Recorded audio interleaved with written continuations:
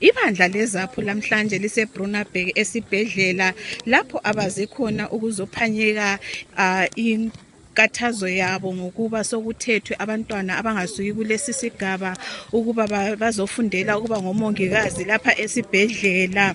Kubikwa inengi labo bonke nje abathe bathathwa abazofundela ukuba ngomongi labomongikazi basuka phetsheya kukaChangane.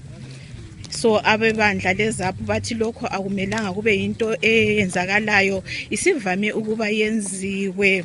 Ngimele umsakazo weStudio 7 seBrunapeg esibhedlela, ngingu Anastasia Ndlovu.